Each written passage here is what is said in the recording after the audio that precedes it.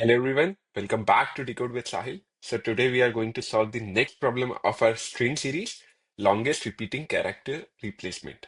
All right. So I hope you got the last problem. Okay. So now we'll follow a similar approach of what we have followed in our last problem. So that's why I encourage you to visit the last problem first, then come to this problem so that you would understand it better. Okay. So, I'm reading through the problem. So, you are given a string s and an integer k. All right. You can choose any character of the string and change it to any other uppercase English character. Okay. You can perform this operation at most k times. So, what is given in the question? That we have a string s, we have a k. Okay. I'll read through the whole question so that we could solve this. Return the length of the longest substring containing the same letters you can get after performing the above operation. All right. So now, what is asked in the question is that we have a string S. Okay. So suppose it is ABAB. Okay. And also in the constraints, it is mentioned that S contains only uppercase English characters. It has only uppercase English characters. Okay. So now it is mentioned that we have a string S. We have a K value. We need to return the length of longest substring. Substring, you know, right? A consecutive set of characters. Okay. So now longest substring containing the same letter you can get after performing the above operation. What is the operation? That we can pick any character and we can change it to any other character, any other English character. Uppercase given uppercase English characters only. So then we have to change it to uppercase characters only. And we can perform this operation at most k times. Now what is happening is, so we have an A. Okay, now when I move to the next element, it is B. But it is mentioned that we can change it to any uppercase character and we need to return the longest substring which contains same set of characters, same characters. So now k is 2. So I can change this b to a. So I would change this b to a. So now my length of longest substring is 2. Now I move to the next character. Now I encountered another a, right? So it is an a only. So my length of longest substring would become 3. Now I come to b. Now it is not equal to A, but I have K left. Like K is equal to 1 now. So I can decrement the K and change this P to A.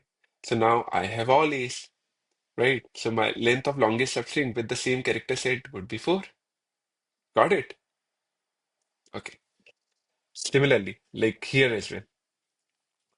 A. So I started iterating A are same 2. Now this B came. I decremented the K, changed it to A. Another A come. Okay. So now this is 4. Now another become, but k becomes 0. So now if k becomes 0, I cannot change another character. So I take a hold of the longest substring for now. So it is 4, right? It is 4. Now I start from this side. And similarly, I would start continuously doing it. So you got a pattern. Like you see some similarity from the last question. What is happening is we have a window, right? We have a sliding window, right? That one index is keeping hold of the leftmost element, one index is keep pushing the window to the right. Okay. So similarly, like here, I had a window. I was increasing it from the right side. Like if you consider this example, second example. So I'm increasing it from the right side. If I encounter a new character where k doesn't support the value, so I would decrement the window from the left side. Then I would take this as my new window. So you are getting like I have got a window. Now I'm pushing it to the right if I have enough value of k, or I'm pushing it from the left. You got it? So I need to play with the window again. So see, so like once you solve some problems with the sliding window concept, you'll get so much hold of it. And it is sliding window technique, it's very popular. It's very popular.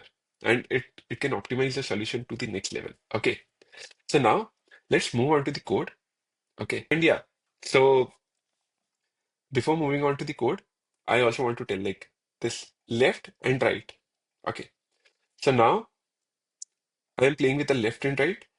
So last time I used a set, right? to keep the track of the new characters I'm getting. I can optimize it further. I can use a integer array. I was telling, right, that we can use an integer array. Okay. So I'll use an integer array, okay, to keep track of the characters. So I'll code and I'll explain what is the thought process behind it. Okay. So follow along. Okay. So now, since we have 26 English alphabets and it is mentioned that we have only uppercase English characters. So I can create a fixed size array of 26. Okay. So that will take my character count, right? So new int 26 because I need to take hold of all the uppercase English characters. Okay. Now I'll also keep track of the maximum count of all the particular characters. Like how many times A is occurring, B is occurring. What is the max count? So I can take another variable int max count. I'll initialize it to 0. Okay. And for playing with the window, I need to take a variable left so that I would be able to keep track of my window from the left side. Okay.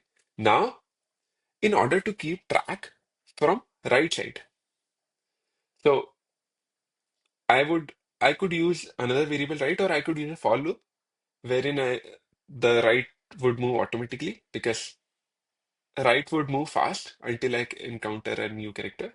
So I would take for right equals to 0. Oh, right is not declared, so I would need to make an int. Int right equals to 0. Right less than s dot length. Right plus plus. Right, got it. So say, like I used to increment I take a variable right so that we would know what is happening. All right. Now, now I need to keep track of all the characters I'm getting. So this loop starts from 0 index. So A comes here. Okay. So I need to increment the value of A in the array we have made so that I would know like which value is coming how many times. So how would I do that? So you should also remember this kind of technique, how to do that. Okay. So this array, what I need to do, that I need to update the character frequency here. So this is an integer array which will hold the frequency of all the characters, right? Currently it is initialized to 0. Like if I'll comment it here, so like A is coming 0 times, B is coming 0 times, C is coming 0 times, right? Similarly, Z is also coming 0 times. Got it? Okay. Character count array, right? Got it? So now, since A would come, I want to increment its count. So s dot char at right. Okay, s dot char at right. So s dot char at right is A, but we have this character count as a integer array. So I have to change this value to an integer so that this value would be incremented properly. So, so the ASCII value would come. So I could decrement an A from here, right? So basically, you know about the ASCII value, right? That is capital characters would have an ASCII value. Okay. So if I subtract the particular character, like I'm taking A as the base character. So whatever ASCII value it would have, like here A would come, right? If I decrement an A, okay. So if you'll think it of that, this would result in a 0 value. S dot caret right means A minus A would give me 0. So character count of 0. So now I'm pointing to 0 index. So 0 index would be my A. That would be storing my A value. Similarly, if here B would come, so B minus A, that would have been a 1. So it would have gone to this index, second index, means index 1. So you got it, how I'm playing with it. So I would increment its value. So now, if I'm at 0 index, so A would come, so this count would be updated to 1. Got it? It's very easy. You just need to visualize it a bit. Okay. Now I'll also keep track of the maximum count I'm getting in my array so that I would know what is the count that is going on.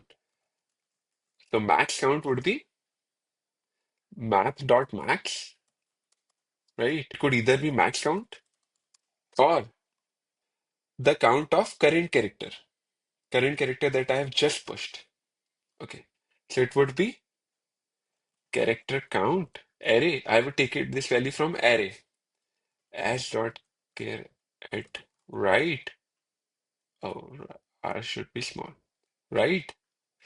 Uh, minus a. This is this is the character that I just pushed. Got it. So its value is incremented to one, right?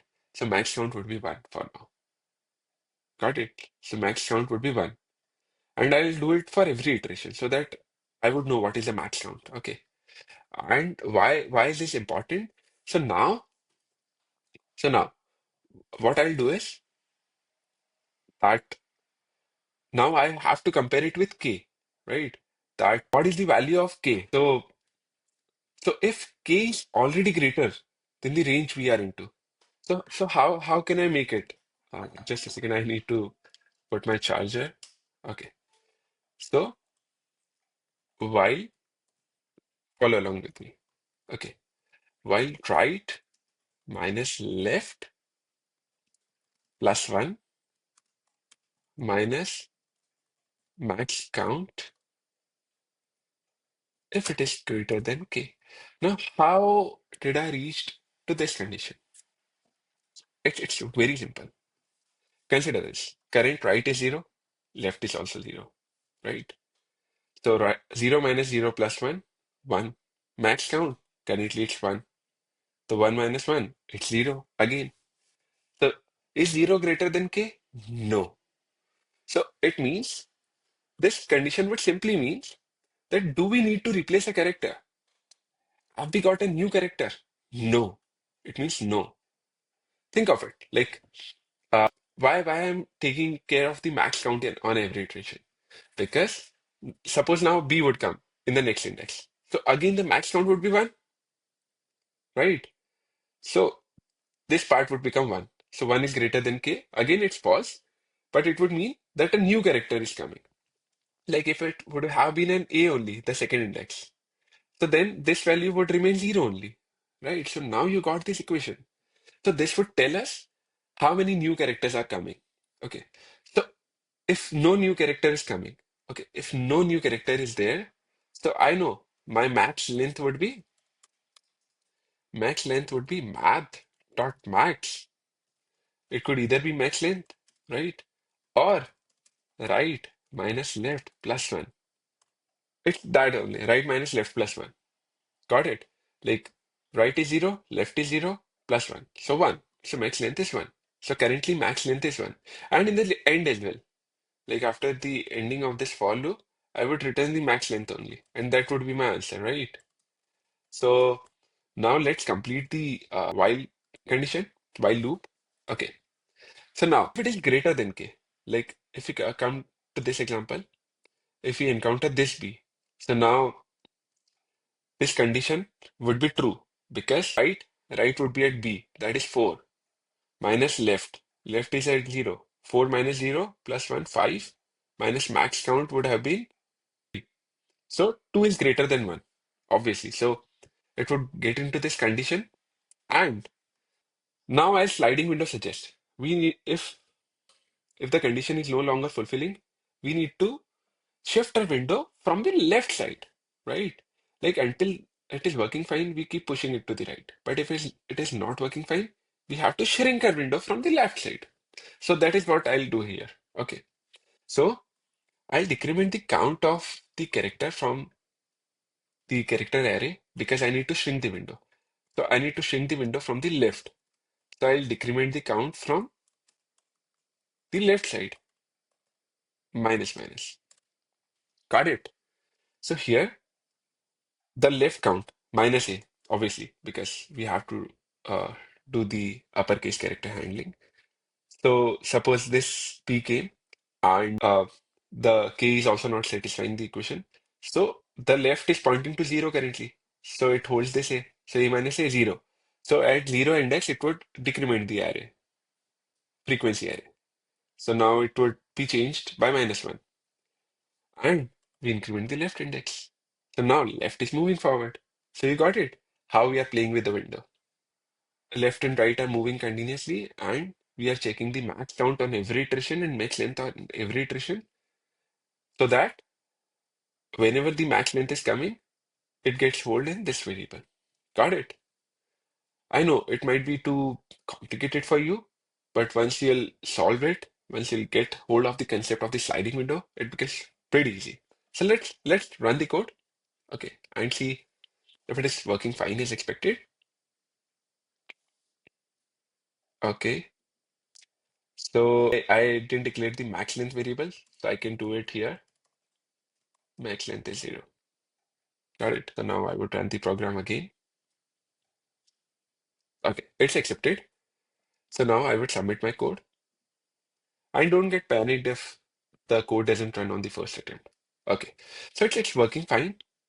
And the and here you can see I didn't told you like you can analyze the complexity here. You can see the memory. So memory beats only 5% of the people because we have used an integer array of size n. So our space complexity is increased a lot. Like people might be able to do this problem without any space, but that would have resulted in a worse time complexity. And here, if I click on analyze complexity, so it would give me big of n, right? Got it. This is the solution which some people have optimized to. Got it.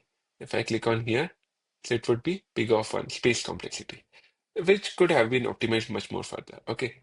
So you should play with these tools. You should know. So now you got an idea. Like, don't worry about the code. Just understand the concept. Like, once you get hold of the concept, the code is not that difficult part, right? Because coding is not tough. Your thinking needs to be improved. And what I want you is to think of the solution, to think of what is happening. And here, if you get a thinking, like if you got a little bit of it as well, like how sliding window is working, then you'll be able to crack it. Don't worry about like I am not able to write the code. That is completely fine because writing code is not the key. Thinking the logic and getting through is the key. So let me know in the comments what are you missing and what do I need to do in order to support you. I'll see you in the next video with the new string problem. Until then, have a good day. Bye.